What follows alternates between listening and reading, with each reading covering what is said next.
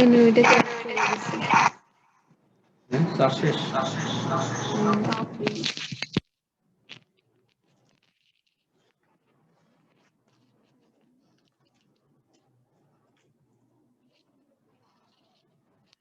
কারণ আপনাদের যেহেতু সময় কম, হ্যাঁ, মাঝখানে আবার ক্লাস হয় নাই, কাজে এখন টেকনিকটা হলো পরীক্ষায় কিভাবে ভালো করা যায়, হ্যাঁ, পরীক্ষা কিভাবে পাস করা যায়, এটা হলো মেইন।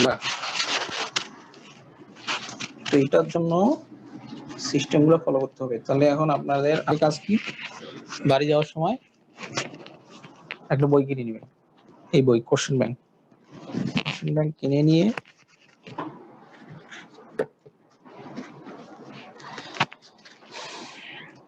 কোনো জিনিস যদি না বোঝেন, তার আরেকটা সিস্টেম হচ্ছে গুগলে সার্চ দিলে এখন বা ইউটিউবে সার্চ দিলে এখন অনেক সহজ হয়ে গেছে জিনিসগুলা। ছবি দেখা যায়, ছবি দেখলে একটা জিনিস আরো বেশি ভালো ক্লিয়ার হয়।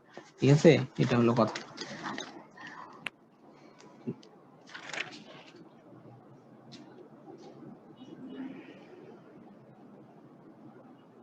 এই ঘুরে ফিরে একই কোশ্চেন আসছে, কোশ্চেন গুলো সলভ করে ফেললে মোটামুটি কোনো সমস্যা হবে না।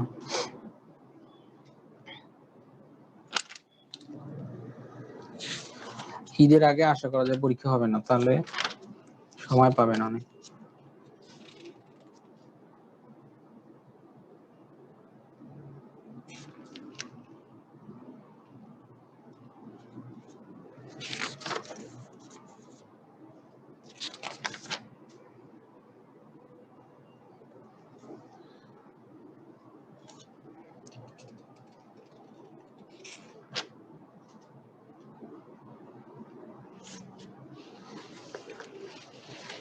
এখানে কিছু জিনিস আছে সংক্ষেপে দেয়, অনেক সময় হচ্ছে আপনার পুরাটাই দিবে। যেমন এখানে একটা প্রশ্ন কয়েকবার আসছে, সি পি আর,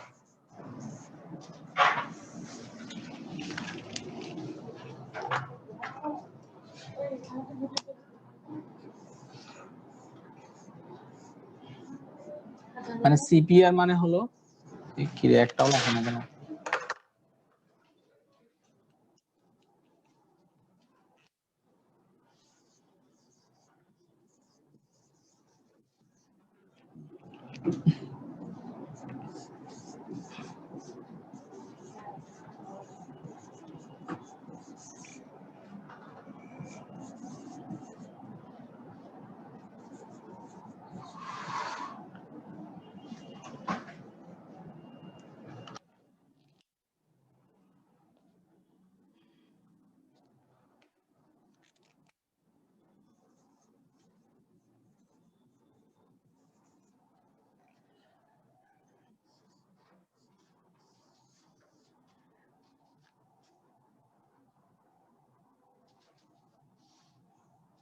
এটা হলো কার্ডিও, মানে হলো হার্ট, ঠিক আছে, হৃৎপিণ্ড।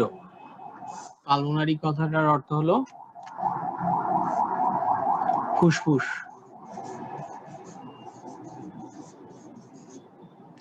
আর এটা হলো হৃৎপিণ্ড।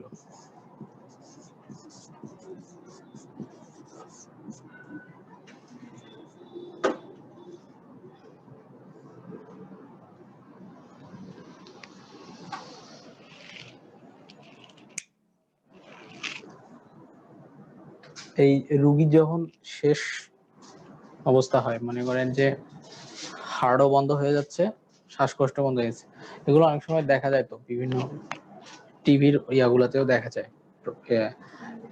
ওই বুকের মধ্যে চাপ দেয়, যে দেখছেন কখনো? হ্যাঁ, সিপিআর দেওয়া দেখছেন, এইভাবে এইভাবে দেয়, আর মুখে আম্বু ব্যাগ দিয়ে ইয়ে করে। এই জিনিসটার নাম হচ্ছে সিপিআর। এই প্রশ্নটা কয়েকবার আসছে যে সিপিআর মানে কি। যদি আসে যে সিপিআর মানে কি, এগুলো হয়তো বা 1 নাম্বার বা 1.5 নাম্বার থাকবে, তাহলে এই জিনিসটা লিখে দিলেই হবে পুরা ইয়াটা।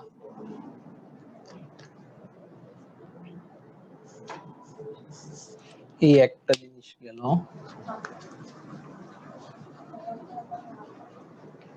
লেখা হচ্ছে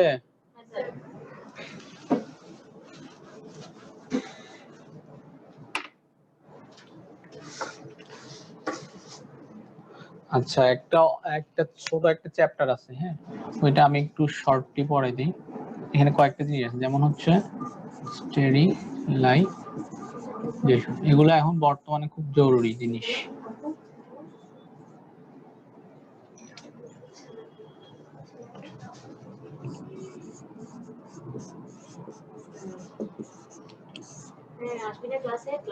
জীবাণু বলতে আমাদের কি আমরা বুঝি, রোগ যে ছড়ায় কিসের মাধ্যমে ছড়ায়, ব্যাকটেরিয়া, ভাইরাস, এগুলা দিয়েই তো, ঠিক আছে, এগুলোকে আমরা জীবাণু বলি। তাহলে এই জিনিসগুলা যেন আমাদের রোগ ছড়াতে না পারে, মানে প্রিভেনশন করা, প্রতিরোধ করার জন্য কিছু প্রক্রিয়া আছে। তার ভিতরে একটা হলো স্টেরিলাইজেশন দিয়ে আমরা, এটাকে বলা হয়, আপনার কি জানো বাংলা কি বলবো, জীবাণু মুক্তকরণ আর কি, ঠিক আছে। এগুলোর আবার কয়েকটা ইয়ে আছে, যেমন স্টেরিলাইজেশন একটা, তারপরে এইটা আগে বলি। তাহলে ব্যাকটেরিয়া গুলা যখন বাইরে থাকে, বাইরের পরিবেশে থাকে, তখন তারা স্পোর হিসেবে থাকে। স্পোর জিনিসটা কি, মানে ওরা যখন বাইরে থাকে, বাইরের পরিবেশ থেকে নিজেকে রক্ষা করার জন্য চারদিকে একটা ওয়াল তৈরি করে। এই ওয়ালটা তৈরি হলে কি হয়, বাইরের যে মনে করেন রোদ, খরা, বৃষ্টি, এগুলাতে ওরা বেঁচে থাকতে পারে। এইটাকে বলা হয় স্পোর। তাহলে স্পোর হিসেবে সাধারণত বাইরে থাকে, আবার যখন মানুষের শরীরে ঢোকে তখন এটা আবার সক্রিয় হয়ে যায়, সক্রিয় হয়ে সে কি করে, রোগ তৈরি করতে পারে। বাকি যখন আবার পরিবেশের মধ্যে যায় তখন সে স্পোর হয়ে যায়, চারদিকে একটা ওয়াল তৈরি করে, যাতে বেশি রোদ হলে বা বৃষ্টি হলে যাতে সে মরে না যায়, নিজেকে রক্ষার জন্য স্পোর করে। আচ্ছা, তাহলে আমাদের জীবাণু মুক্তকরণের কয়েকটা পদ্ধতির মধ্যে স্টেরিলাইজেশন যেটা, সেটাতে হচ্ছে এই ব্যাকটেরিয়ার স্পোর সহ মেরে ফেলা যায়। বুঝতে পারছেন আমার কথা? যেমন অটোক্লেভ করে না, বলে না যে অটোক্লেভ করা, তাহলে এই অটোক্লেভ হচ্ছে স্টেরিলাইজেশনের একটা পদ্ধতি, একটা উদাহরণ। এই অটোক্লেভের মাধ্যমে আমরা ব্যাকটেরিয়া এবং তার স্পোর সহ মেরে ফেলতে পারি। তাহলে এটা বাংলা কিভাবে লিখবেন, যে প্রক্রিয়ার মাধ্যমে ব্যাকটেরিয়া, মানে এই কথাটা লিখতে হবে যে সব ধরনের জীবাণু স্পোর সহ মেরে ফেলা হয়, সেটাকে আমরা বলি স্টেরিলাইজেশন। ঠিক আছে, লেখেন মনে থাকবে না তো বাংলা। তাহলে যে প্রক্রিয়ার মাধ্যমে প্রায় সব ধরনের জীবাণু তাদের স্পোর সহ, স্পোর সহ মেরে ফেলা যায়, সেটাকে আমরা বলি স্টেরিলাইজেশন। হ্যাঁ, সব ধরনের জীবাণু, ম্যাক্সিমাম বলা যায়, এখানে সব ধরনেরই। আর একটা কথা হচ্ছে ডিসইনফেকশন।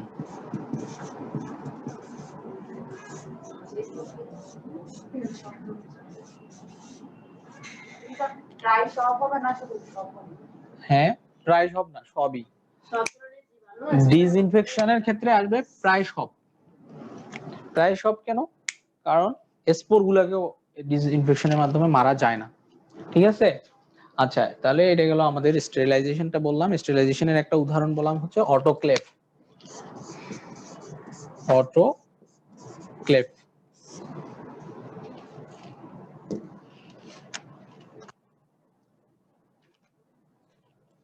সংজ্ঞাটা লিখে একটা উদাহরণ দিবেন যে অটোক্লেভ।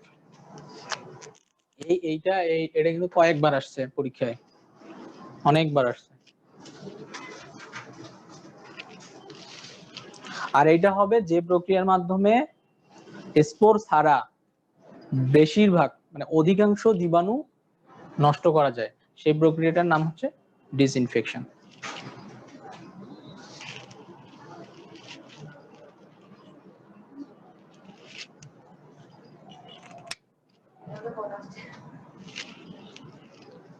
আর ডিসইনফেকশনের জন্য যে সকল আমরা ব্যবহার করি সেগুলোকে ডিসইনফেক্টেন্ট বলে। ডিসইনফেক্টেন্ট মানে এই প্রক্রিয়ার জন্য যেগুলো ব্যবহার করা হয়, যেমন স্যার এটা কি আগে লিখতে হবে? হ্যাঁ,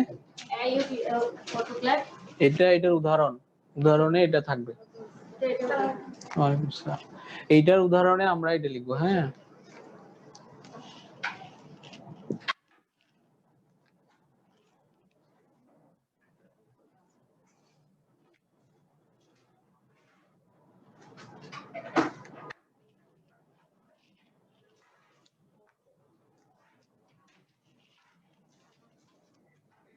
আচ্ছা, ডিসইনফেক্টেন্ট আবার কিছু ভাগ আছে, যেমন কেমিক্যাল আছে কিছু,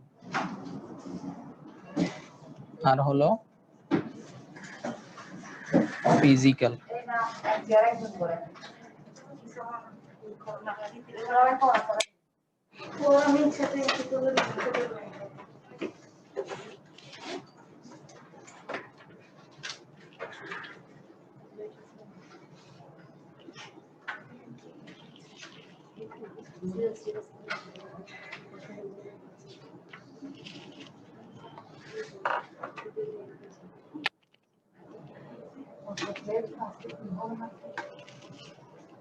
হ্যাঁ, অটোক্লেভ এটা। এটা হলো এখানকার উদাহরণ, ঠিক আছে। আর ডিসইনফেকশনের উদাহরণ, ডিসইনফেকশন তো প্রক্রিয়াটার নাম, আর যেই সকল পদার্থ দিয়ে আমরা ডিসইনফেকশনটা করি সেগুলোকে বলা হয় ডিসইনফেক্টেন্ট। এগুলা দুই ধরনের আছে, যেমন কিছু কেমিক্যাল পদার্থ আছে, কিছু ফিজিক্যাল। ফিজিক্যাল বলতে বাইরে থেকে, যেমন হিট, মানে তাপ আর কি, এই এই এই জাতীয় জিনিসগুলোকে আমরা বলতেছি ফিজিক্যাল। আচ্ছা, অটোক্লেভ ছাড়া, আচ্ছা এইখানে একটা কথা বলি, অটোক্লেভ হচ্ছে যে সকল জিনিস ধারালো না, যেমন ধরেন ওই যে ওটির মধ্যে যে সকল কাপড় চোপড় ব্যবহার করে, গাউন, তারপরে এই জিনিসগুলো হচ্ছে অটোক্লেভের মাধ্যমে করা যায়। আর যেগুলো জিনিস ধারালো, এগুলো যদি অটোক্লেভের মাধ্যমে করি তাহলে ওর ধারটা নষ্ট হয়ে যাবে। এদেরকে আমরা করব হচ্ছে অন্য পদ্ধতিতে, যেমন ইথিলিন অক্সাইড বা ওই হট এয়ার ওয়েভন, এগুলোতে দিব। আচ্ছা, এখানে কেমিক্যালের মধ্যে আমরা কি কি পাবো, যেমন ফেনল, তারপরে হলো ক্লোরিন,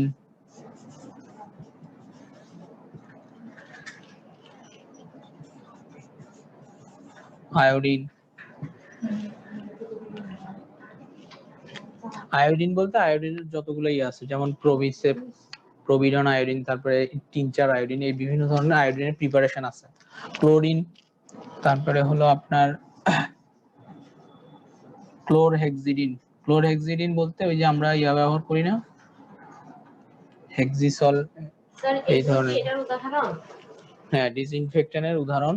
ডিসইনফেক্টেন্ট দুই ধরনের হয়, কেমিক্যাল হয়, ফিজিক্যাল হয়। হ্যাঁ, কেমিক্যালের মধ্যে এগুলো এগুলো আসবে। তারপরে হলো ওই যে ব্লিচিং, ব্লিচিং পাউডার ব্যবহার করি না। Hydrogen peroxide, H2O2। ফিজিক্যালের মধ্যে হলো হিট, রেডিয়েশন। রেডিয়েশন বলতে ওই যে আলফা রেডিয়েশন, বিটা। হ্যাঁ,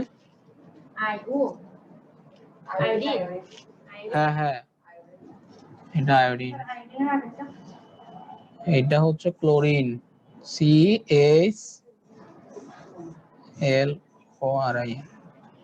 আর এটা হলো ফিল্ট্রেশন।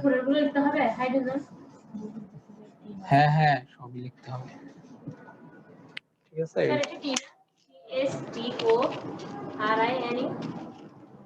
কোনটা? এইটা, এটা এল এল, এটা ক্লোরিন আর কি, এই যে ক্লোরিনের সংকেত।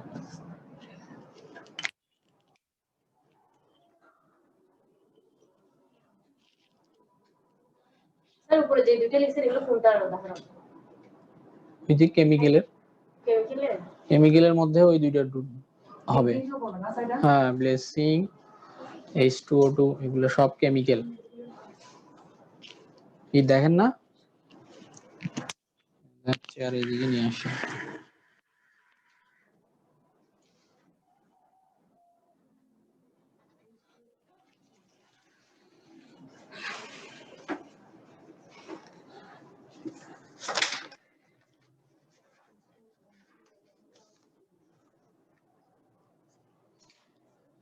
অক্সিজেন তো সাইডে কি হবে ডিজিং এর পরেটা ডিজিং এস কোনটা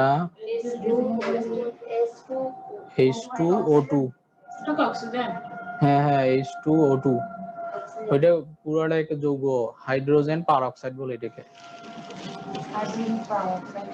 হাইড্রোজেন পারঅক্সাইড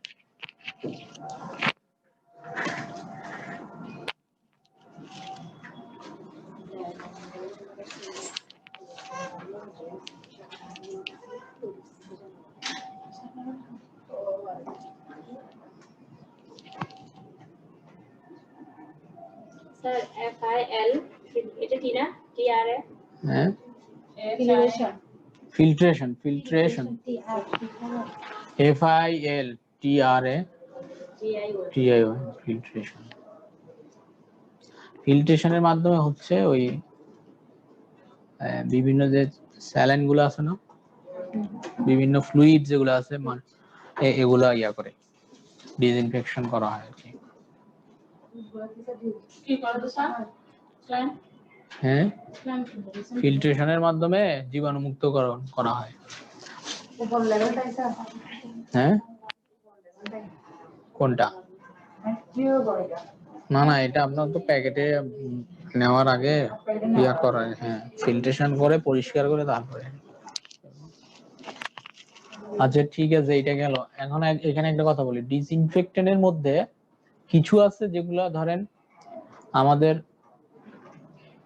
জীবিত শরীরের উপরে ব্যবহার করা যায় কিছু আছে ব্যবহার করা যায় যেমন ব্লিচিং পাউডারকে আমি শরীরে মাখতে পারবো এগুলোকে ডিসইনফেক্টেন্ট বলে আর যেগুলো আমরা শরীরে মনে করেন হেক্সিসল ডেটল স্যাভলন এগুলো আমরা কি করতে পারি শরীরে ব্যবহার করতে পারি মানে জীবিত চামড়ার উপরে বা শরীরের উপর যেগুলো ব্যবহার করা যায় সেগুলোকে বলা হয় অ্যান্টিসেপটিক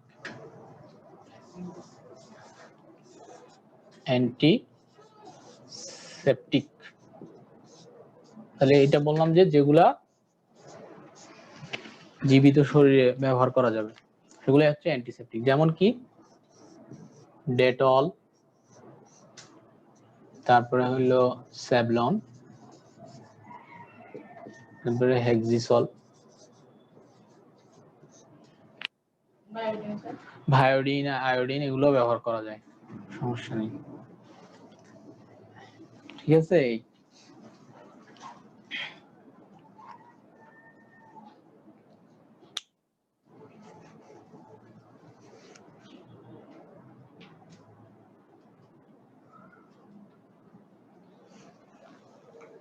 তাহলে আমরা পড়তেছি যে রোগ প্রতিরোধ করার জন্য কিছু ব্যবস্থা আছে মানে রোগ যেন না হয় তার পূর্বে কিছু ব্যবস্থা তার ভিতরে একটা বললাম স্টেরিলাইজেশন ডিসইনফেকশনের প্রক্রিয়ার মধ্যে আবার আছে ডিসইনফেক্টেন্ট তারপরে বললাম আমরা অ্যান্টিসেপটিক ঠিক আছে এগুলা কিন্তু আপনাদের জন্য ইম্পর্টেন্ট কারণ এগুলা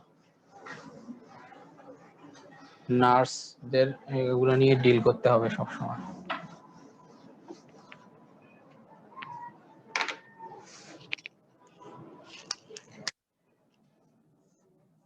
আর একটা হলো প্রিকশন একটা কথা আছে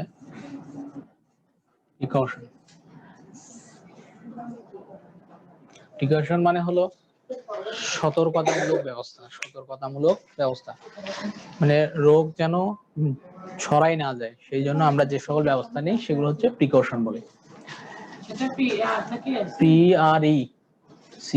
PRECAUTION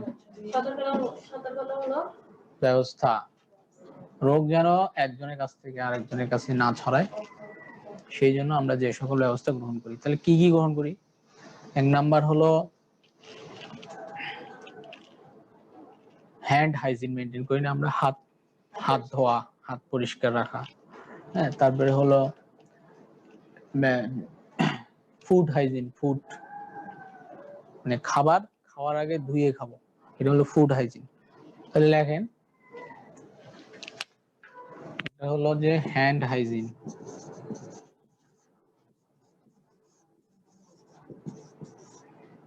তারপরে হলো ফুড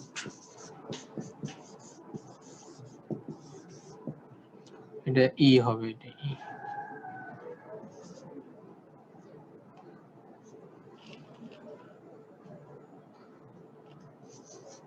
তারপরে হলো আপনার স্যানিটারি হাইজিন একটা কথা আছে না, টয়লেট থেকে আসার পরে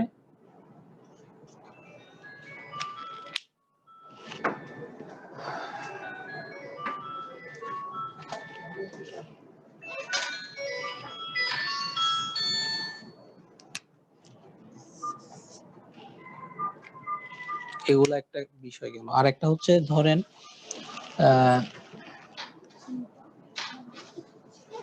যে সকল রোগ ধরেন রক্তের মাধ্যমে বা শরীরের কোনো ফ্লুইডের মাধ্যমে ছড়ায়, সেগুলা প্রতিরোধ করার জন্য আমাদের কি কি করতে হবে? ধরেন একটা অপারেশন হবে, দেখা গেল একটা রোগীর কি আছে, হেপাটাইটিস বি আছে বা এইচআইভি রোগ আছে ওর, তাহলে এই ক্ষেত্রে আমাদের কিছু এক্সট্রা প্রিকশন নিতে হবে, এক্সট্রা কিছু ব্যবস্থা নিতে হবে। কি কি ব্যবস্থা নেই সাধারণত? যদি এই এইডস এর রোগী হয় বা হেপাটাইটিস বি, তখন কি করা হয়? ডাবল গ্লাভস পরা হয়, ডাবল গ্লাভস। তারপরে চোখে কি করতে হবে? গগলস পরতে হবে, মাস্ক পরতে হবে, হ্যাঁ, পায়ের মধ্যে শু পরতে হবে। তারপরে এমনিতে তো আমাদের অপারেশনের জন্য তো ইয়া থাকবে, গাউন টাউন এগুলো তো পরতে হবে, ঠিক আছে? এইগুলো প্রিকশন। আচ্ছা, এখনকার সবচেয়ে যে জিনিসটা ব্যবহার হচ্ছে সেটা কি বলে বলেন তো প্রিকশনের জন্য? PPE, personal protective equipment. Personal protective equipment, এটা। তাহলে এগুলা কিন্তু পরীক্ষা আসতে পারে, এখন যেহেতু সমসাময়িক বিষয় এগুলা আসতে পারে। আর একটা আর দুইটা কথা হচ্ছে, প্রিকশনের জন্য আমরা এখন খুব ব্যবহার হচ্ছে না আইসোলেশন, আর একটা কি ওয়ারেন, এগুলো কিসের উদাহরণ দিতে? এগুলা প্রিকশনের উদাহরণ।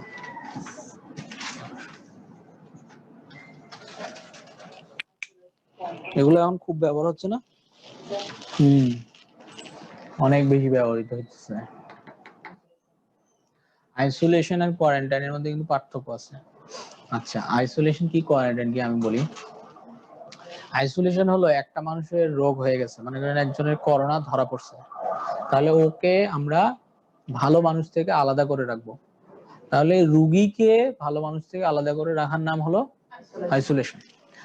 আর একটা মানুষ হচ্ছে ধরেন ধারণা করা হচ্ছে যে তার হয়তো বা রোগটা থাকতে পারে, যেমন একজন বিদেশ থেকে আসছে, তার কিন্তু করোনা হয় নাই, আমরা ধারণা করতেছি যে তার হয়তো বা করোনা হইতে পারে, কিন্তু সে এখনো সুস্থ।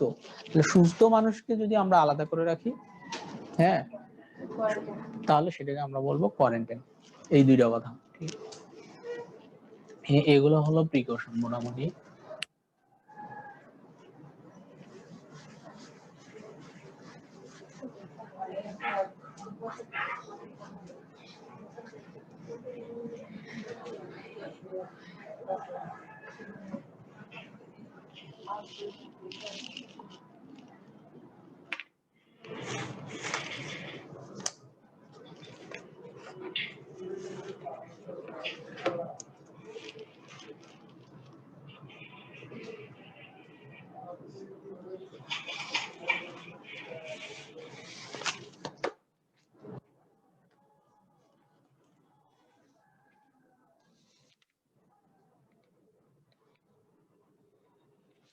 আচ্ছা, প্রশ্ন একটা আসছিল যে স্টেরিলাইজেশন কাকে বলে, হ্যাঁ, এটা কিছু আসছে। আর হচ্ছে ডিসক্রাইব দ্য মেথডস, মানে কি কি পদ্ধতি আছে সেটা আমরা বললাম যে স্টেরিলাইজেশনে কি কি পদ্ধতি বলছি বলেন তো। একটা বলছি অটোক্লেভ, তারপরে এটা হলো যদি ব্ল্যান্ড যদি জিনিসপত্র হয়, মানে যেগুলো ধারালো না, ধারালো হলে কি কি বলছি, ধারালো হলে আমরা করব হচ্ছে ইথিলিন অক্সাইড গ্যাস দিয়ে করে, ধারালো শার্প ইনস্ট্রুমেন্ট।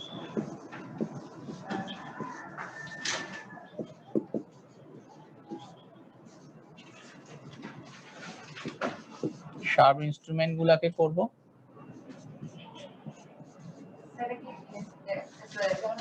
ওইটা আপনি স্টেরিলাইজেশনের ওখানে লেখেন, কারণ যদি পরীক্ষা আসে যে কি কি মেথডস আছে, মানে পদ্ধতি কি কি আছে, তাহলে একটা দিবেন অটোক্লেভিং, তারপরে দুই ভাগ করে লিখবেন যে যেই সকল জিনিস ধারালো এটার জন্য আমরা ethylene oxide gas,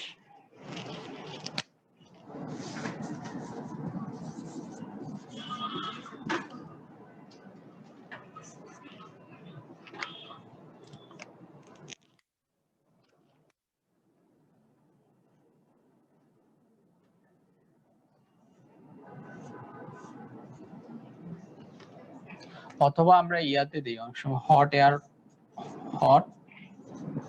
air oven এ দিয়ে করে শার্প গুলা। আর ব্লান্ট গুলা বললাম যে অটোক্লেভিং, ব্লান্ট যেগুলো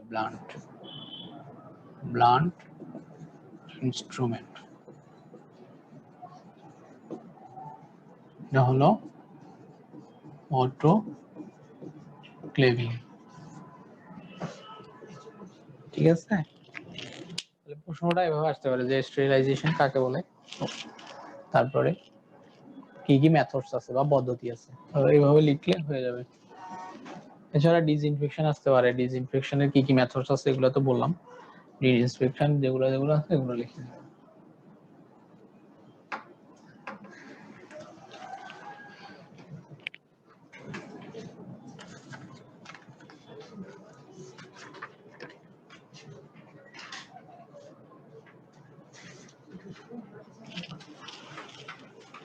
আচ্ছা, আর কয়েকটা জিনিস আমি একটু পরে দিই ছোট ছোট। হ্যাঁ, হয় নাই? আচ্ছা, উপরে একটা ব্লান্ট ইনস্ট্রুমেন্ট অটোক্লেভিং এটা লিখে দিলে হবে।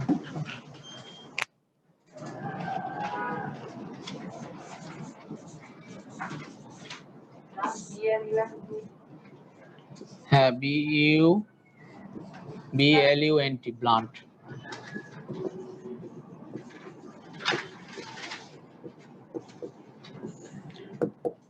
আচ্ছা, বার্ন আর হলো স্কাল দুইটা কথা আছে। হ্যাঁ, এগুলো পরীক্ষা আসছে কয়েকবার। স্যার এগুলো কোনটা লিখবো? হ্যাঁ, ওইটা ওই অধ্যায়টা শেষ, একটা অধ্যায় শেষ, এটা আলাদা। এগুলো আমি কোশ্চেন যেগুলো বেশি আসছে এগুলো একটু পড়াই দিচ্ছি। ওই ওই ওই অধ্যায় থেকে ধরেন দুইটা প্রশ্ন কমন পাবেন। ঠিক আছে, হ্যাঁ এটা আলাদা জিনিস।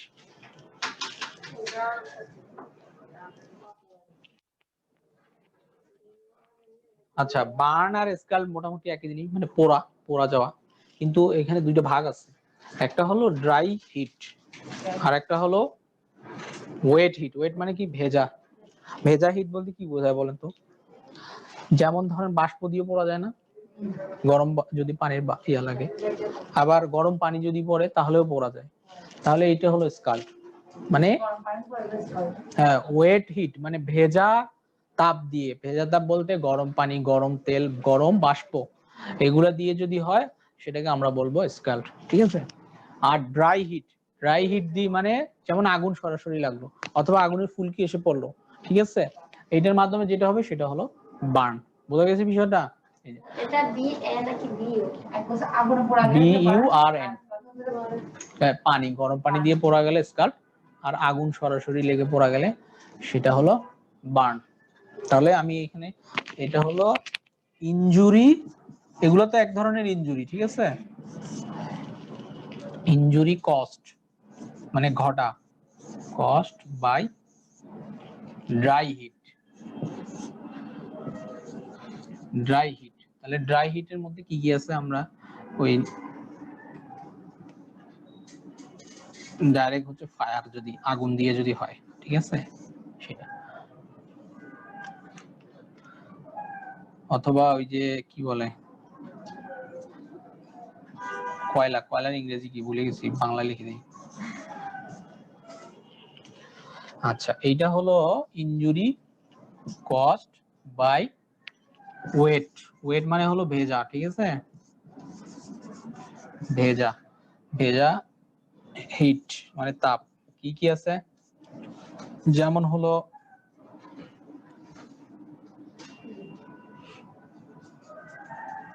বাষ্প বানান কি বাংলা তো বাষ্প, তারপরে হলো গরম পানি, গরম তেল,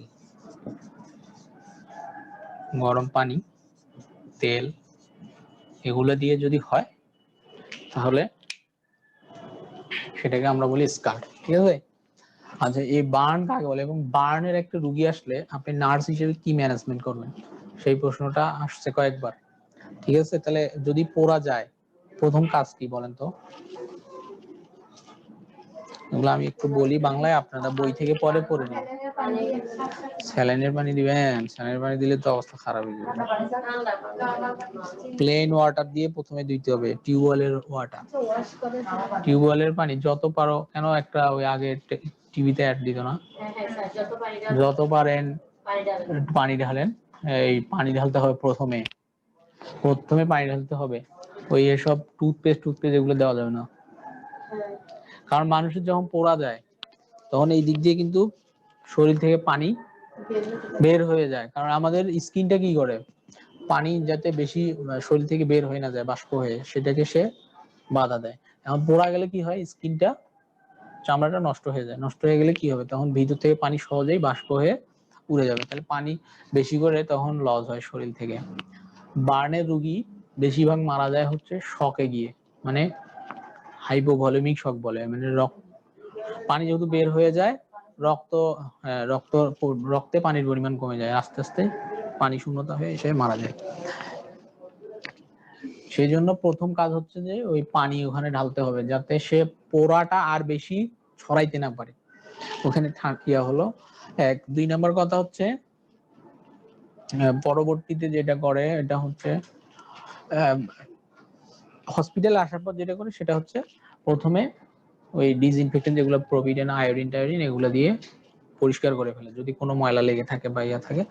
পরিষ্কার করার পরে ড্রেসিং করার পরে হচ্ছে ইয়া দেয়, ওখানে ওই ড্রেসিং লাগানো হয়, কিছু ইয়া পাওয়া যায়, এগুলো লাগাই দিয়ে পরে ব্যান্ডেজ করে দেয়, ব্যান্ডেজ করে দিয়ে রাখা হয়। খোলা রাখা যাবে না, খোলা রাখলে যেটা হয় ওই যে বললাম বেশি করে পানি লস হবে। প্রোবিসেপ দিয়ে ইয়া করে, বায়োরিন দিয়ে ইয়া করে। আবার হেক্সি স্ক্রাব আছে একটা দেখবেন যে ওই যে লাল লাল আছে না, এটা দিয়ে মানে ভালো করে ঘষে টষে পরিষ্কার করে। এগুলো অনেক কষ্ট হয়। হ্যাঁ, এগুলো হচ্ছে ছোটখাটো বার্নে হলে তখন অয়েন্টমেন্ট দেয়, বার্নল ক্রিম বা নো বার্ন, বিভিন্ন ধরনের ক্রিম আছে, এগুলো লাগাই দিলে মোটামুটি এগুলোতে হয় দুইটা আছে, অ্যান্টিসেপটিক থাকে, আবার ব্যথা কমানোর জন্য ওষুধ দেওয়া থাকে এখানে, ঠিক আছে। দুইটা কাজই করে, একটু ব্যথাটাও কম লাগে, জীবাণুর আক্রমণটা কম হয় ওখানে। এগুলো ছোটখাটো বানায় ক্ষেত্রে। আর একটা কাজ করা যাবে না, যদি কোনো ইয়া হয়, ব্লিস্টার ওঠে, ফোসকা ওঠে না অনেক সময়, এটা ফুটা করে দেওয়া যাবে না, ও থাক, আস্তে আস্তে পরে নিজে থেকে ফেটে যাবে, ঠিক আছে। এই কাজগুলো করতে হবে। তাহলে প্রথমে কাজ হচ্ছে ওইটা করা, তারপরে ওয়াশ করে পরিষ্কার করার পরে ড্রেসিং করে ইয়া করে রাখতে হবে। এখন বার্নের কিছু হিসাব আছে, যে রুলস আছে, রুলস অফ 9 বলে, যে কত পার্সেন্ট পড়া গেল, ওইটার হিসাব আছে। এই বইটাতে আছে মনে হয়, দেখেন খুঁজে, না হলে ইয়াতে সার্চ দিলেও হবে, মানে কত পার্সেন্ট, কতটুক পড়া গেলে কত পার্সেন্ট। যেমন এই একটা হাত পড়া গেলে হচ্ছে 9%, আবার আরেকটা হাত পড়া গেলে 9%, এইভাবে পার্সেন্টেজটা হিসাব করা হয়, কত পার্সেন্ট পড়া গেল, ওইটা হিসাব করে আবার কতটুক তাকে ফ্লুইড দেওয়া হবে, এগুলা হিসাব করা হয়। আচ্ছা, আপাতত এইটুকু ধারণা রাখেন যে বার্ন সম্পর্কে।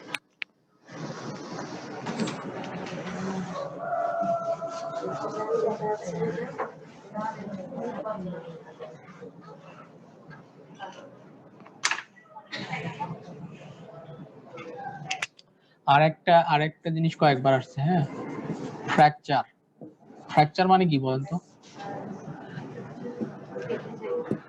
ফ্র্যাকচার মানে ভেঙে যাওয়া আর কি, ফেটে যাওয়া, হ্যাঁ। আর একটা হলো ডিসলোকেশন। এগুলা কিসের ক্ষেত্রে বলেন তো? হাড্ডির ক্ষেত্রে, হ্যাঁ, হাড্ডির ক্ষেত্রে এই জিনিসগুলো।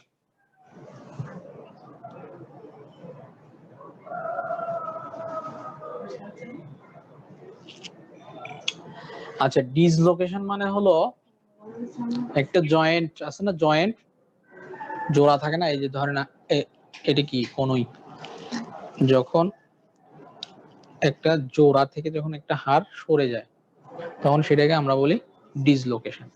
বাংলা কথা, বাংলা আপনি ওইভাবে লিখে রাখেন, তাহলে মনে থাকবে ভালো।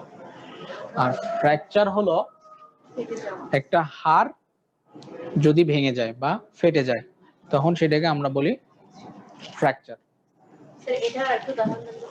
কোনটা? ডিসলোকেশন যেমন ধরেন, জয়েন্ট থেকে হাড় যেমন সরে গেলে, জয়েন্ট থেকে হাড় যদি সরে যায়, যেমন এখানে আমাদের কি শোল্ডার জয়েন্ট, এটা শোল্ডার জয়েন্টের ধরেন এখানে তো একটা হাড়ের মাথা এভাবে থাকে, ঠিক আছে, হ্যাঁ ওইটা যদি সরে যায়, যেমন এই যে এই ছবিটা দেখেন, এই ছবিটা এখানে এইটা কিন্তু জয়েন্ট, হ্যাঁ এটা বল এন্ড সকেট জয়েন্ট, মানে সকেটের ভিতরে একটা বলের মতো ঢোকানো থাকে, এই হাড্ডিটার মাথাটা বলের মতো, এটা এখানে একটা সকেটের মতো থাকে গোল, ওখানে ঢোকানো থাকে, তাহলে এটা অনেক সময় এখানে না থেকে সরে যাইতে পারে, তাহলে জোড়া থেকে যদি হাড়গুলো সরে যায় তখন সেটাকে আমরা বলি ডিসলোকেশন। আর মনে করেন এই হাড়টা এদিক দিয়ে ভেঙে গেছে বা একটু চির ধরছে বা ফাটল ধরছে, তখন সেটাকে আমরা বলি ফ্র্যাকচার। ঠিক আছে, বোঝা গেছে? আচ্ছা,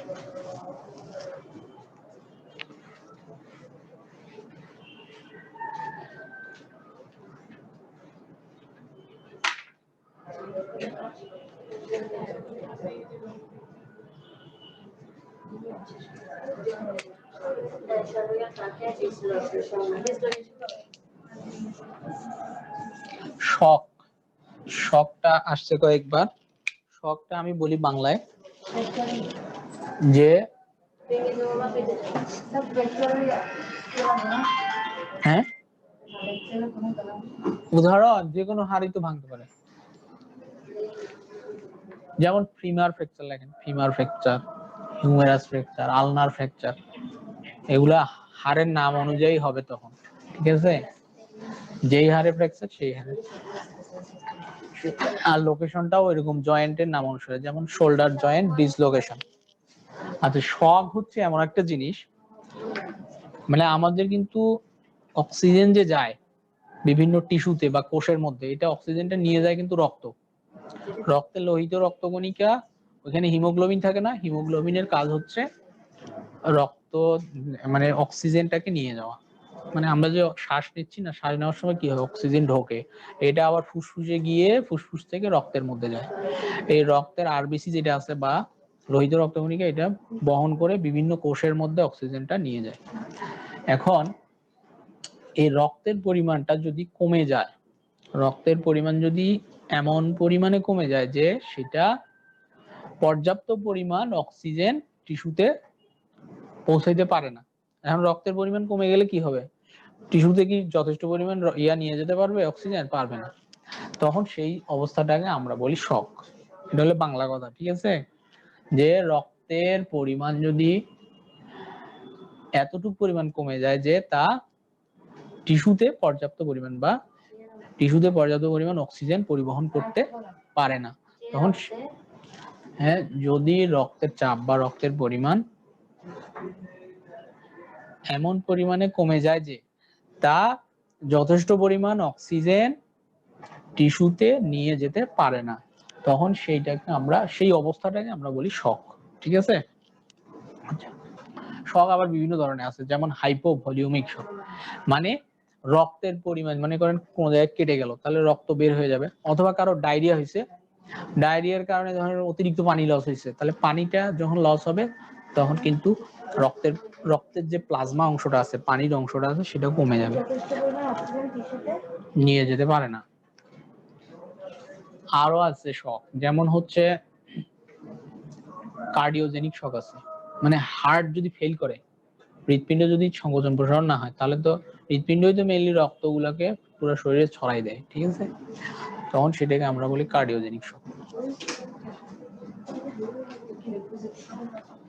আচ্ছা, এই ডেফিনিশনটা আসছিল কয়েকবার, সংজ্ঞাটা আচ্ছা, ডিসলোকেশনের যদি লক্ষণ আসে, মানে ডিসলোকেশন মনে করেন একটা জয়েন্ট ডিসলোকেশন হয়ে গেছে, তাহলে কি কি লক্ষণ নিয়ে আসতে পারে রোগী বলেন তো? মনে করেন আমার এই জয়েন্টটা নড়ে গেছে, হ্যাঁ ফুলে যাবে, এটা মনে হয় যদি ডিসলোকেশন হয় আস্তে আস্তে ফুলতে থাকে বেশি করে, এই তো ফুলে যাবে, তারপরে আর কি হবে, ব্যথা হবে, আর কি হবে, মুভমেন্ট রেস্ট্রিকশন। মুভমেন্ট রেস্ট্রিকশন মানে কি, নড়াচড়া করতে পারবে, নড়াচড়া করলে ব্যথা হবে, এগুলো নিয়ে আসবে রোগী। এটা আসছিল।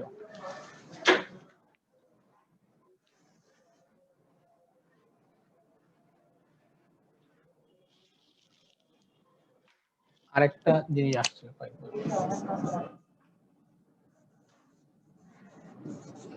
কয়টা প্রশ্ন পড়াইলাম বলেন তো? কয়টা প্রশ্ন পড়াইছি?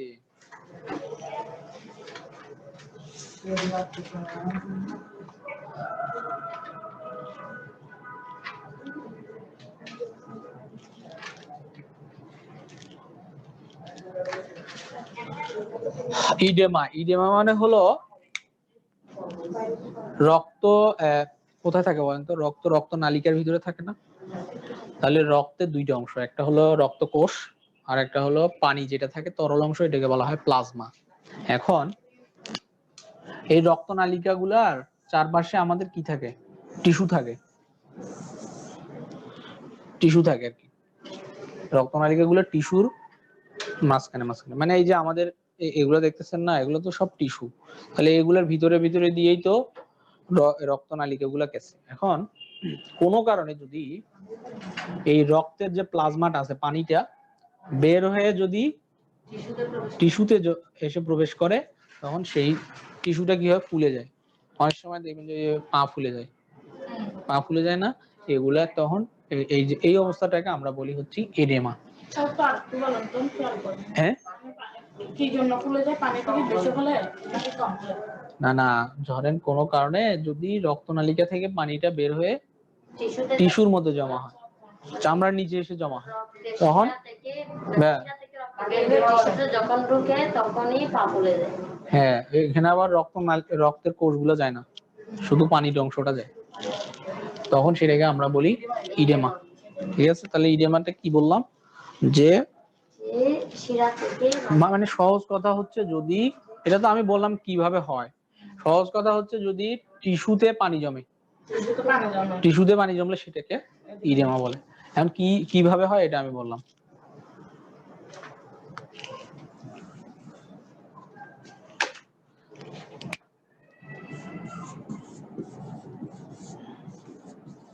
ডিহাইড্রেশন মানে কি? হ্যাঁ, তাহলে পানি শূন্যতা। শরীরে যদি পানির পরিমাণ যদি মানে যতটুকু থাকার কথা তার থেকে যদি কমে যায়, সেটাকে আমরা বলি ডিহাইড্রেশন। তাহলে এগুলো কিন্তু আসবে এখানে। আজকে আমি যেগুলো পড়াচ্ছি এগুলো অনেকগুলো কমন পাবেন দেখবেন।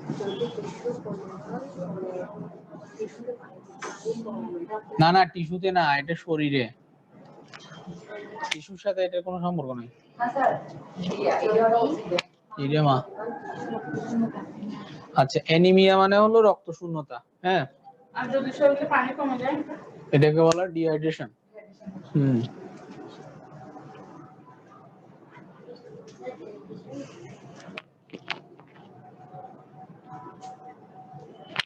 তাহলে অ্যানিমিয়া মানে কি? অ্যানিমিয়া মানে হলো রক্ত শূন্যতা। ঠিক আছে, যদি শরীরে রক্তের পরিমাণ কমে যায়, মানে এখানে কথাটা বলতে হবে যে নরমালের থেকে, মানে স্বাভাবিকভাবে যতটুকু থাকার কথা রক্ত, অথবা এখানে বলতে পারেন যে হিমোগ্লোবিন, মেইনলি কিন্তু হিমোগ্লোবিনটা কমে যাওয়াকে আমরা রক্ত, এগুলো 1 নাম্বার বা 1.5 নাম্বার এরকম থাকবে। ঠিক আছে,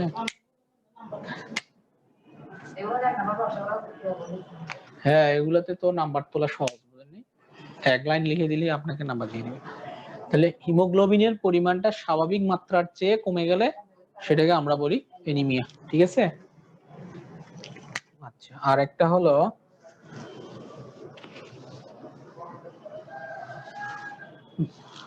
আচ্ছা, ভাইটাল সাইন, এটা আসছে কয়েকবার।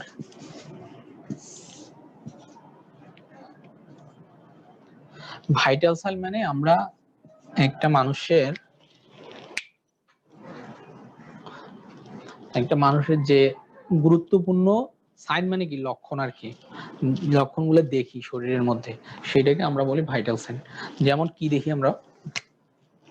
পালস দেখি না, পালস। তারপরে আর কি দেখি? ব্লাড প্রেশার দেখি,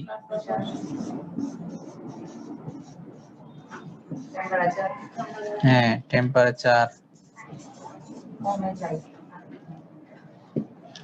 আর কি কি আছে বলেন? তারপরে হলো রেসপিরেটরি রেট, রেসপিরেটরি রেট মানে কি? শ্বাস প্রশ্বাস যে নিচ্ছে তার মিনিটে কয়টা?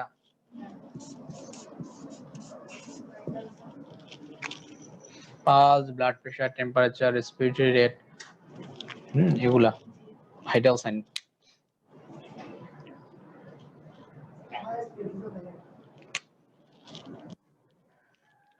তারপরে হলো আপনার ইউরিন আউটপুট দেখে অনেক সময় শকের পেশেন্ট হলে বা ডায়রিয়ার পেশেন্ট,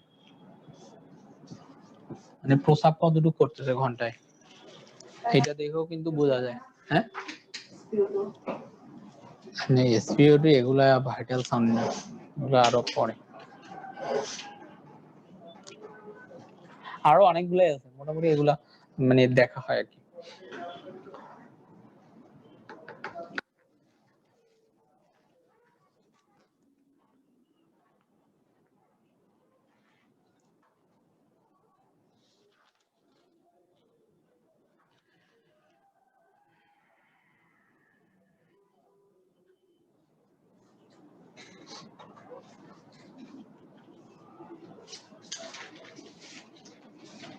মানে যদি আসে ভাইটাল সাইন জিনিসটা কি, তাহলে বলবেন যে যে সকল সাইন বা লক্ষণ দেখে আমরা একটা মানুষের শরীরের অবস্থাটা যাচাই করতে পারি, মোটামুটি যে সে রোগীটা স্টেবল আছে নাকি খারাপের দিকে যাচ্ছে, এগুলো হচ্ছে ভাইটাল সাইন।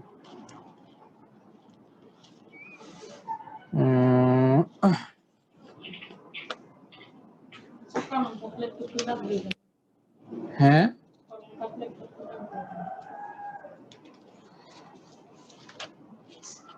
হ্যাঁ, এগুলো খুঁজতে হবে, আপনি ওই খাতার সাথে মিলে খুঁজবেন, সমস্যা নেই।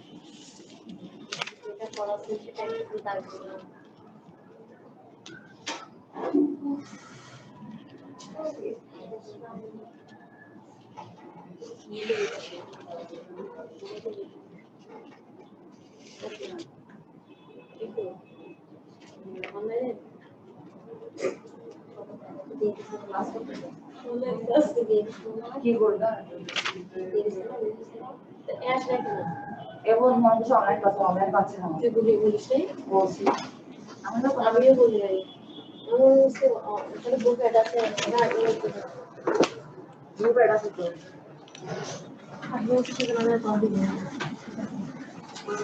ড্রাউনিং মানে কি বলেন তো? ড্রাউনিং আর জগিং না, ড্রাউনিং।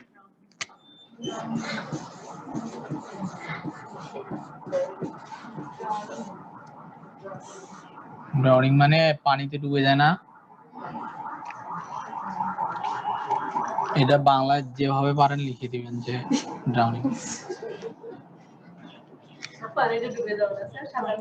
হ্যাঁ হ্যাঁ, সাঁতার না জানলে যে পানিতে ডুবে যায়।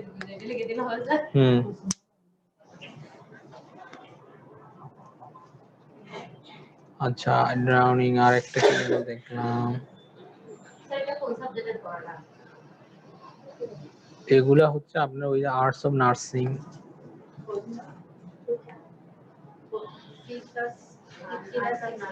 আচ্ছা, জয়েন্ট কাকে বলে বলেন তো? জয়েন্ট, জয়েন্ট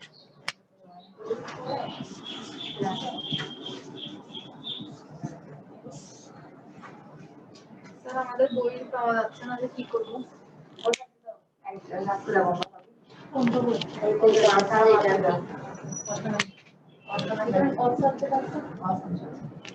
আচ্ছা, জয়েন্ট হলো হাড়ের সাথে হাড়, হাড়ের সাথে হাড়, অথবা হাড়ের সাথে তরুণাস্থি, মানে অস্থির সাথে অস্থি অথবা অস্থির সাথে তরুণাস্থির সংযোগ স্থলকে জয়েন্ট বা অস্থি সন্ধি বলা হয়। ঠিক আছে, মানে অস্থির সাথে অস্থি হইতে পারে, অস্থি যোগ অস্থি, অথবা এরা আমি এভাবে সংক্ষেপে লিখতেছি, আপনারা ভালো করে লিখবেন যে অস্থির সাথে অস্থির অথবা অস্থির সাথে অস্থির সাথে তরুণাস্থি, তরুণাস্থির সংযোগ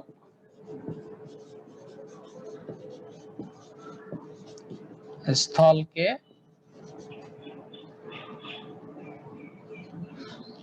জয়েন্ট বলা হয়, জয়েন্ট বা অস্থিসন্ধি বলা হয়। এই অস্থিসন্ধির একটা সমস্যা বললাম না একটু আগে, কি বলছিলাম বলেন তো?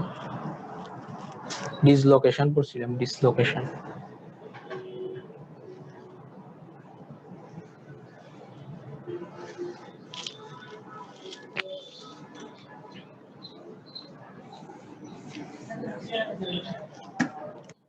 আর একটা হলো জন্ডিস। জন্ডিস কাকে বলে?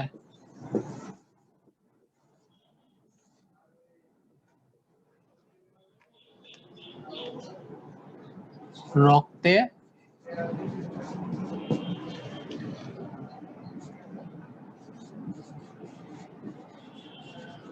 বিলিরুবি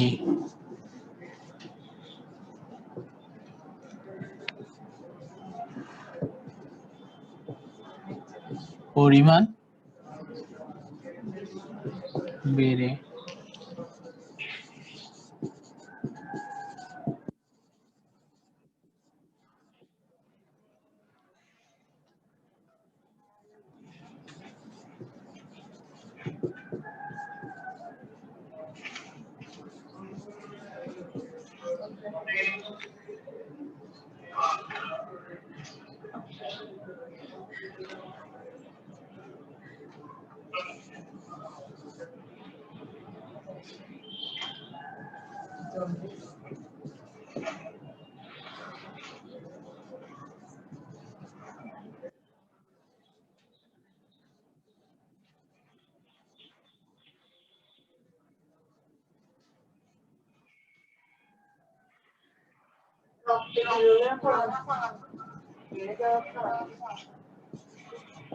হ্যাঁ বলেন নাই? রক্তে যদি বিলিরুবিনের পরিমাণ বেড়ে যায়, বেড়ে গেলে চোখের স্ক্লেরা, চামড়া, তারপরে মূত্র এগুলো কি হলুদ হয়ে যায়, তখন আমরা এটাকে জন্ডিস বলি। ঠিক আছে?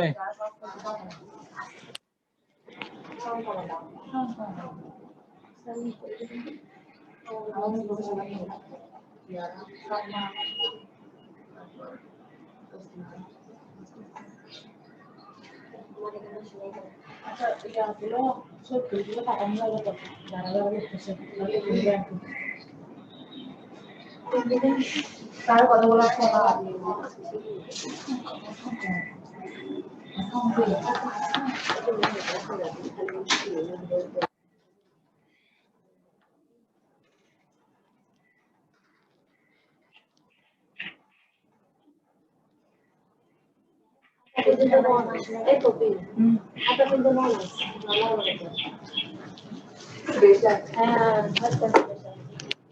আচ্ছা এটা গেল।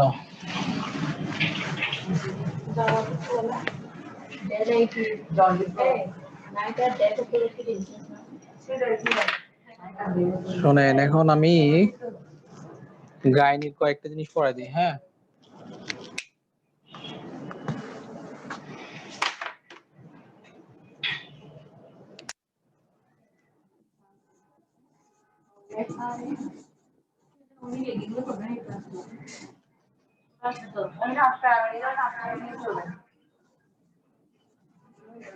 ডিসমেনোরিয়া মানে জানেন? হ্যাঁ,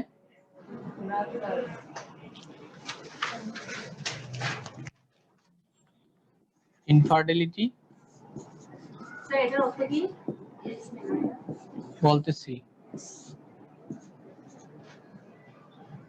ডিসমেনোরিয়া মানে হলো পেইনফুল মেনস্ট্রুয়েশন। মেনস্ট্রুয়েশন গাইনিতে এগুলো আসতে পারে।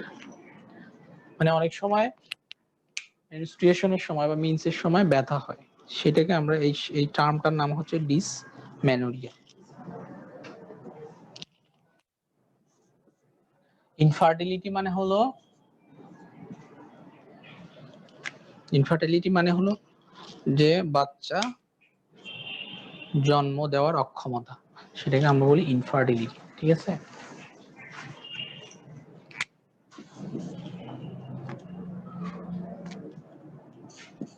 কিছু টার্ম এগুলা আসবে সংজ্ঞা হিসেবে। সার্ভিসাইটিস। আমাদের ক্লিয়ার শুরু দেন আবার শুরু বললাম হয়তো তাহলে কি হবে এই সবাই ওরা ক্লাস করতে হবে না স্যার সিই ডাবল আর CERVICITIS সার্ভিক্স থেকে আসছে সার্ভিসাইটিস। সিই আমরা CER সিই ডবল আর আই আরে ডবল আর না, CERVI। হ্যাঁ CITIS জিআই তারপরে CITIS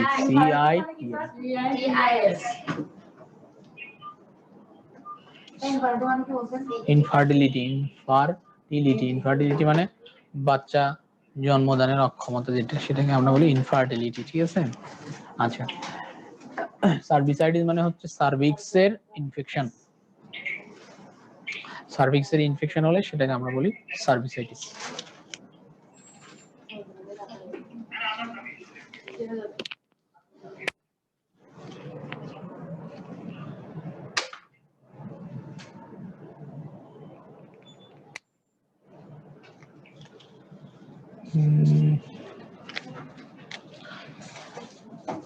এগুলো কিছু জিনিস জানতে হবে।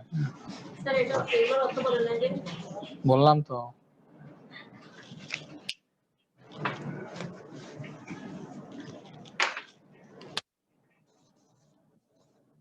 প্যারা এটা দেখবো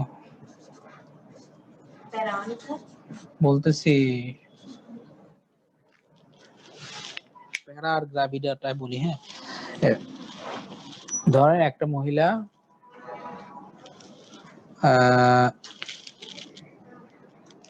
এখানে 28 সপ্তাহ ধরা হয়। হ্যাঁ, 28 সপ্তাহ হলে সেটাকে আমরা বলি ফুল টার্ম প্রেগন্যান্সি। কথা বুঝতে পারছেন আমার? একটা মহিলা প্রেগনেন্ট ধরেন 28 সপ্তাহ হয়েছে, তখন সেটা 28 সপ্তাহ পরে হলে সেটাকে আমরা বলি ফুল টার্ম প্রেগন্যান্সি। ফুল টার্ম প্রেগন্যান্সি। আচ্ছা, মনে করেন একটা মহিলার 3টা বাচ্চা আছে, ঠিক আছে? কয়টা বাচ্চা আছে? একটা মহিলার কয়টা বাচ্চা আছে? 3টা বাচ্চা আছে। 3টা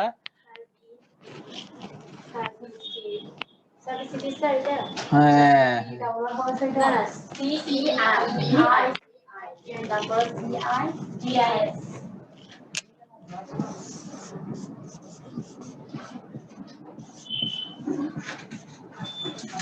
এগুলো কষ্ট করে আমাদের বাবারা বিক্রি করতে বলা হতো সার্ভিসাইটিস মানে বললাম তো, সার্ভিক্সে ইনফেকশন হলে তখন সেটাকে সার্ভিসাইটিস বলে।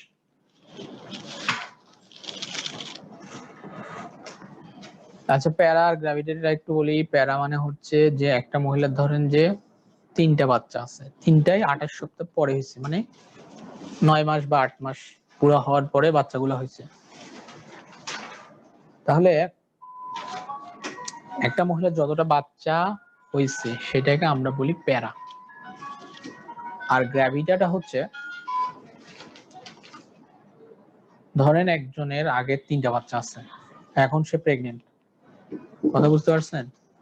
তাহলে বর্তমান প্রেগনেন্সি সহ যতটা বাচ্চা আছে এই টোটাল সংখ্যাটাকে আমরা বলি গ্র্যাভিডা। তাহলে একজনের হলো আগের 3টে বাচ্চা আছে, এখন সে প্রেগনেন্ট, তাহলে তার গ্র্যাভিডা হবে 4। কথা বুঝতে পারছেন? বোঝা গেছে নি? আচ্ছা, এটা কি লিখবো আর তার প্যারাটা কি হবে? প্যারা প্যারা মানে যেগুলো হয়ে গেছে শুধু ওই 3টা ধরতে হবে। তাহলে প্যারা হলো তার 3, ঠিক আছে? এগুলো কিছু টার্ম আছে ব্যবহার করে আর কি গাইনিতে। আমার কথা বুঝছেন? হ্যাঁ, মানে একজন মহিলা 3টে বাচ্চা আছে, এখন সে প্রেগনেন্ট না, তাহলে তার প্যারা হলো 3 প্যারা। চারটা হলো আচ্ছা, এখন সে আবার 4টা হলে 4 প্যারা 4। তিনটা হয়ে গেছে আরেকটা হলো চাপ হবে যে হ্যাঁ স্যার সেটা একটু ক্লিয়ার না, এখন একজনের হচ্ছে এখন বর্তমানে সে প্রেগনেন্ট, ঠিক আছে? আগে 3টে বাচ্চা আছে। গ্রাভিডা আমরা কখন লিখবো? গ্রাভিডা তখন লিখবো যখন সে প্রেগনেন্ট বর্তমানে, তখন শুধু গ্রাভিডাটা ব্যবহার করব। প্যারাটা তখন প্যারা ব্যবহার করব, কিন্তু গ্রাভিডা শুধু ব্যবহার করবো যখন প্রেগনেন্ট। তাহলে গ্র্যাভিটা ধরেন একজনের আগে 3টা বাচ্চা আছে, এখন সে প্রেগনেন্ট, তাহলে তার গ্র্যাভিটা কত? 4। প্যারা কত? 3। 3টা হয়ে গেছে, তার মানে প্যারা 3। ঠিক আছে, 3টা হওয়ার পর হ্যাঁ 4 বার প্রেগনেন্ট হয়েছে সে। স্যার প্যারা মানে আর ক্লিয়ারলি বুঝাবেন? প্যারাটা 3বার মানে 3টা হয়ে গেছে। মানে প্যারার উপরটা কি হবে? সেটা হলো 2টা নাকি একটা? কোনটা? ইনফেকশন। এটা সার্ভিক্সের ইনফেকশন হলে।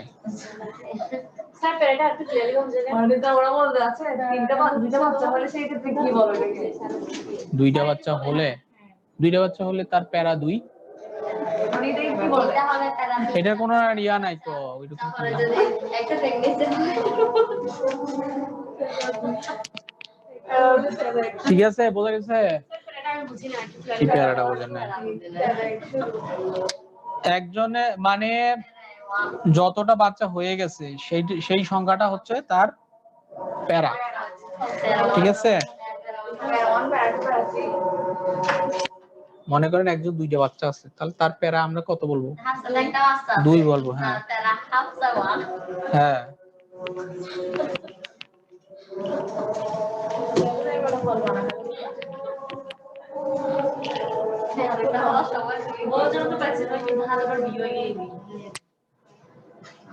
আচ্ছা। আর একটা হচ্ছে যে অ্যান্টিন্যাটাল কেয়ার, একটা কথা আসছে, অ্যান্টিন্যাটাল কেয়ার। অ্যান্টিন্যাটাল কেয়ার মানে কি? Post natal care. Sir antenatal care মানে? বলতেছি তো, কেবল লিখলাম, এখন বলতে দিন।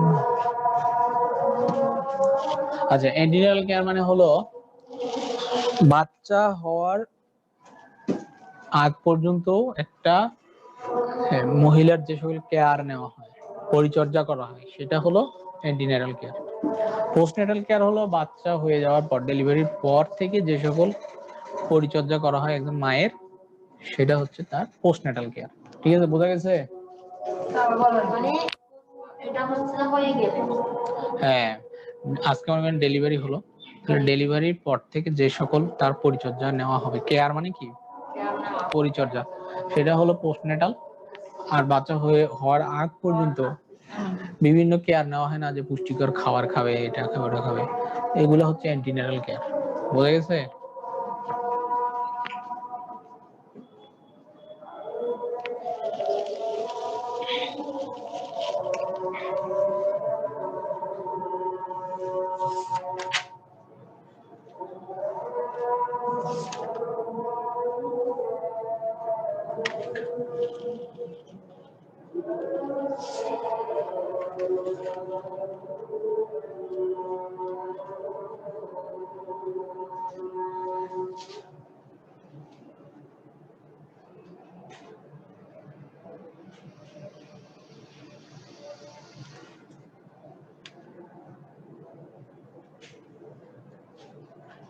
মেনস্ট্রুয়েশন কাকে বলে বলতে পারবেন?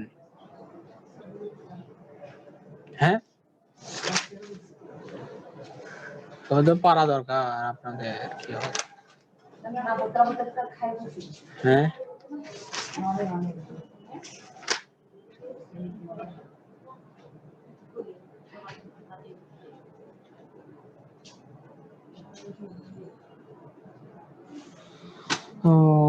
তাহলে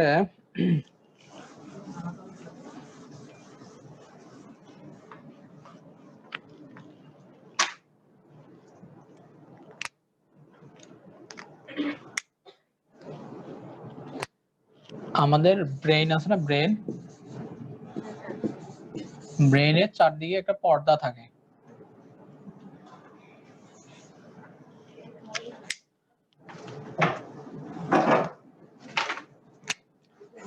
ব্রেনের চারদিকে একটা পর্দা থাকে, এটাকে বলা হয় মেনিনজেস।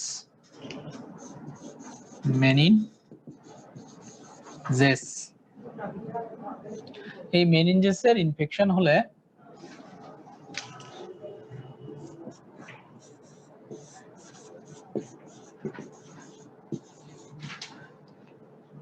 সেটাকে আমরা মেনিনজাইটিস বলি। ঠিক আছে, মেনিনজাইটিস বলা হয়।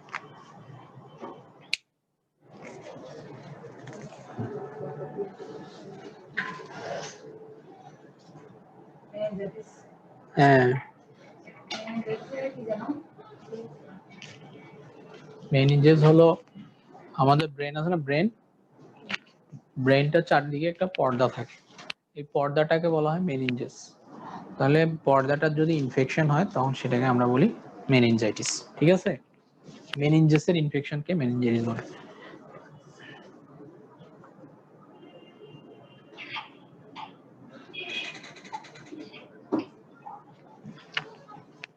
এলোমেলো করে পড়াচ্ছি আর কি। আচ্ছা, এখন আর একটা জিনিস বলি।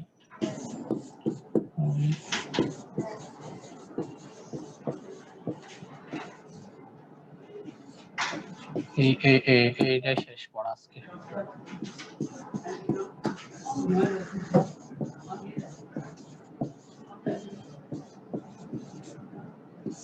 তাহলে যেই সিস্টেম বলছি ওভাবে পড়াশোনা করতে থাকেন, বই কিনে। কি হবে? অলিগোমেনোরিয়া আর এটা হচ্ছে পলিমেনোরিয়া। হ্যাঁ, কত কি স্যার এটা? কোনটা? বলবো তো, আমাকে টাইম দিতে হবে, বলবো। আচ্ছা, একটু আগে কি বলছিলাম, ডিসমেনোরিয়া বলছি না একটা, কি বলছি, পেইনফুল মেনস্ট্রুয়েশন যদি হয় সেটাকে আমরা বলি ডিসমেনোরিয়া। অলিগোমেনোরিয়া হচ্ছে, আচ্ছা, মেনস্ট্রুয়েশন জিনিসটা হলো যে একজন ফিমেলের বা একজন মহিলা মানুষের প্রতি মাসে যে রক্ত যায় তার জরায়ু থেকে, হ্যাঁ, সেটাকে আমরা বলি মেনস্ট্রুয়েশন। প্রতি মাসে সেই সাইকেলটা হয় 28 দিন, মানে 28 থেকে 32 দিন, এটা ধরা হয় একটা। সাধারণত কারো 28 দিন পর পর হয়, কারো 32 দিন পর পর হয়, কারো 30 দিন পর পরে হয়। এখন ধরেন একজনের 28 দিন পর পরে হয় মেনস্ট্রুয়েশন বা মিন্স, সেটা যদি বেড়ে যায়, মনে করেন 35 দিন পর পর হচ্ছে তার, তাহলে জিনিসটা কমে আসলো না, সেইটাকে আমরা বলতেছি অলিগোমেনোরিয়া। মানে 28 দিনের পরিবর্তে যদি আরো বেশি দিন পর পরে হয়, কথা বুঝতে পারছেন? আর পলিমেনোরিয়াটা হচ্ছে ধরেন একজনের 28 দিন পর পর হয়, কারো যদি 18 দিন পর পরে হয় বা 20 দিন পর পর, তাহলে কি হচ্ছে, ঘন ঘন হচ্ছে না। পলি মানে অনেক, বেশি দিন পর পর হলে সেটা অলিগো, আর কম দিন পর পরে হলে সেটা পলি। ঠিক আছে, এই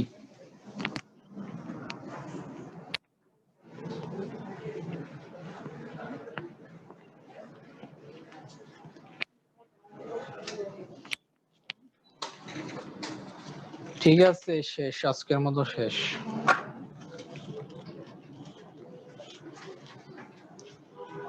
আজকে অফলাইন ক্লাস শুরু। লকডাউন দেওয়া হবে। ক্লাসের ক্লাস সেটা অফিসে কথা বলবেন আর কি।